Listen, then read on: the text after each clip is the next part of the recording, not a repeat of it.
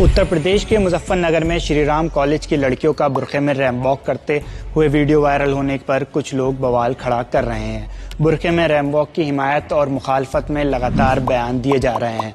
बुरखे में ramp walk पर जमात इस्लामी के जिला कन्वीनर ने कहा था कि बुरखा पर्दे के लिए होता है, इसका फैशन में इस्तेमाल करना गलत है। कॉलेज ने ऐसा इवेंट कराकर इस्लाम के लिबास और उसकी मान्यताओं का मजाक उड़ाया है। ताज़ा बयान सपा सांसद शफीकुर रहमान का आया, जिसमें उन्होंने बुरके में रैंप वॉक करने को इस्लाम को बदनाम करना करार दिया। इसका जवाब देते हुए बरेली की मीरा हक फाउंडेशन के अध्यक्ष फरत नकवी ने कहा कि बुरका पहनना जब गलत नहीं है तो बुरका पहनकर रैंप पर चलना कहां से गलत हुआ। उन्होंने कहा कि इसमें ऐसा कुछ भी नहीं है जिसको इतना बड़ा इशू बनाया जाए।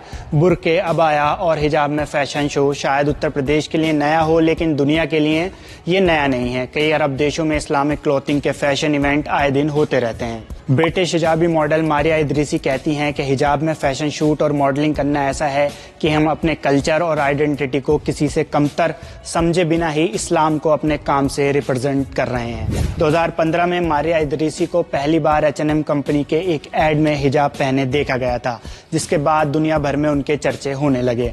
वो कई मुस्लिम लड़कियों की प्रेरणा बन गईं जो अपने कल्चर और मुस्लिम आइडेंटिटी को छोड़े बिना मॉडलिंग में कुछ करना चाहती हैं। डेटा ब्रिज की एक रिपोर्ट के मुताबिक इस्लामिक क्लोथिंग मार्केट 2023 तक 122.73 बिलियन US$ की हो जाएगी। इस डेटा से ही आप अंदाजा लगा सकते हैं कि इस्लामिक फैशन में कितनी संभावनाएं हैं।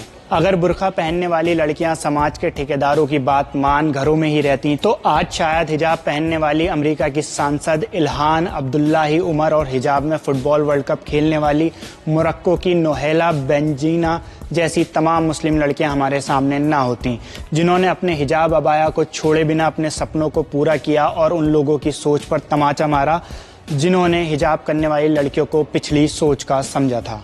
हमारे पड़ोसी मुल्क पाकिस्तान से भी कुछ महीने पहले ऐसी ही घटना सामने आई, जब पाकिस्तान की मॉडल एरिका रॉबन पहली पाकिस्तानी मॉडल बनी जिनको मिस यूनिवर्स के कंटेस्ट के लिए चुना गया। तो वहां के कार्यवाहक प्रधानमंत्री अनवरुल हक कक्कर ने इसकी जांच के आदेश दे डाले कि ऐसा कैसे हो गया, इसके पीछे कोई विदेशी साजिश तो नहीं। लेकिन एरिका रॉबिन ने पूरी दुनिया का ध्यान उस वक्त अपनी ओर खींच लिया जब सैन सल्वाडोर में हुए मिस यूनिवर्स 2023 के स्विम सूट राउंड में वह स्विम सूट में नहीं बल्कि बुरकैनी पहनकर रैंप पर आई।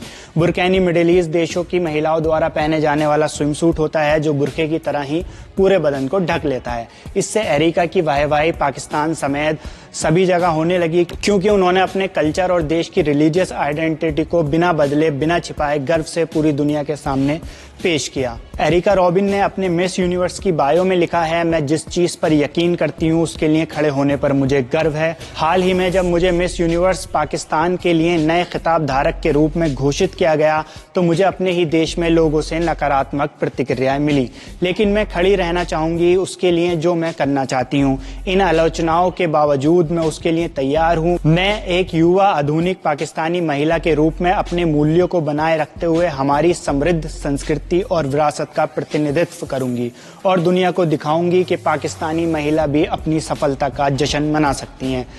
अपने सामने आने वाली किसी भी चुनौती का सामना करने के लिए मैं तैयार हूँ। फैशनेबल बुरखा क्या सच में इस्लाम को बदनाम करता है?